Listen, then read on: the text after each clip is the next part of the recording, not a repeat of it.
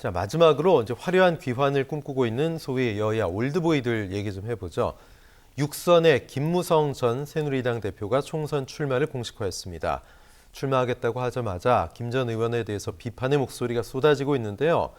총선 출마의 명분도 약하고 올드보이 이미지 때문에 국민의힘 비대위 체제의 공천 방향성과는 결이 다르지 않냐 이런 얘기도 나오고 있습니다.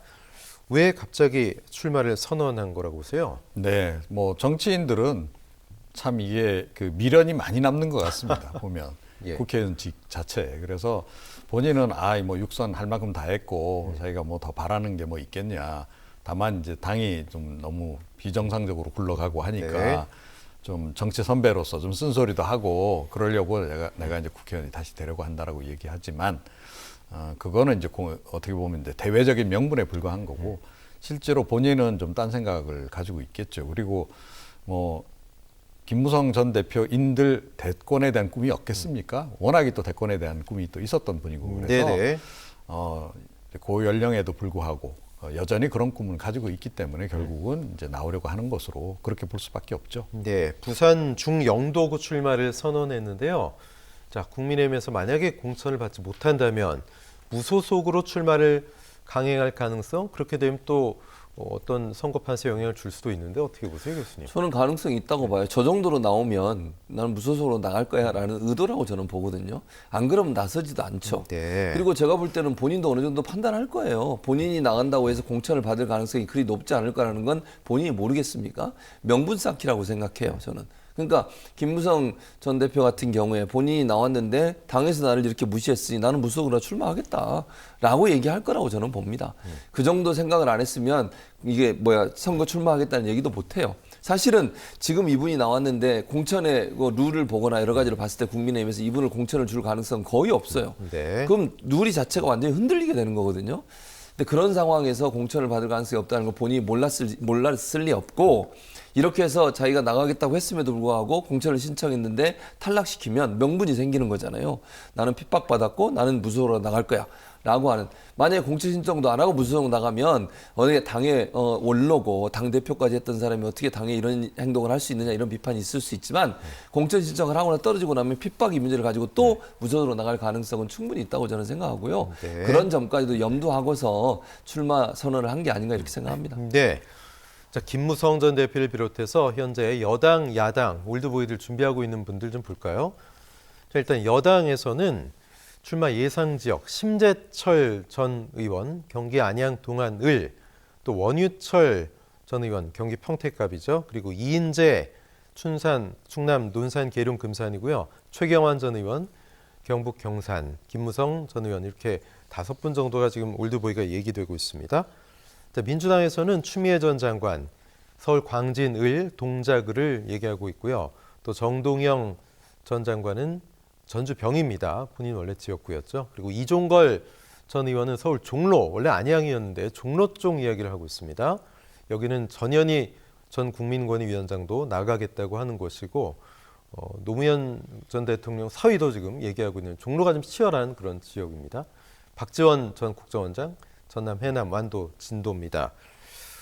자, 글쎄요, 뭐 출마 의지들은 굉장히 다 있으신 것 같은데 과연 정치권이 어떻게 볼지, 무엇보다 국민들이 어떻게 볼지 이게 가장 중요하지 않을까 싶습니다. 최 교수님, 올드보이들의 귀환, 당 입장에서도 참 이러지도 저러지도 못하는 좀 어떤 불편한 상황일 수 있을 것 같아요. 당연히 부담스럽죠. 이런 분들이 다시 나오겠다고. 그것도 저는요, 당에 도움을 주려면 험지로 나가야 돼요.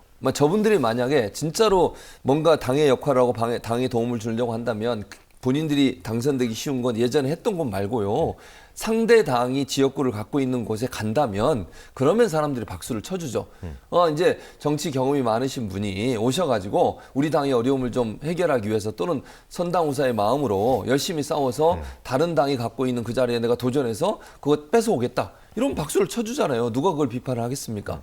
근데 본인들이 당선했던 거, 예전에 의원을 했던 것, 이곳에 또 출마를 하겠다는 거예요. 네. 국민들이 과연 어떻게 보겠습니까? 조언은요, 꼭 국회 들어와서 해야 됩니까? 밖에서도 하실 수 있잖아요. 그 조언을 꼭 국회 아니 다 고문으로 또 임명도 하고 또 조언도 듣고 이러잖아요.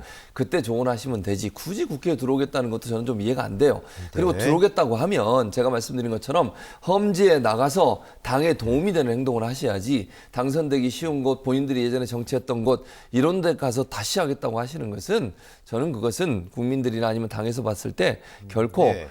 긍정적으로 볼 사안은 아니라고 봅니다. 예.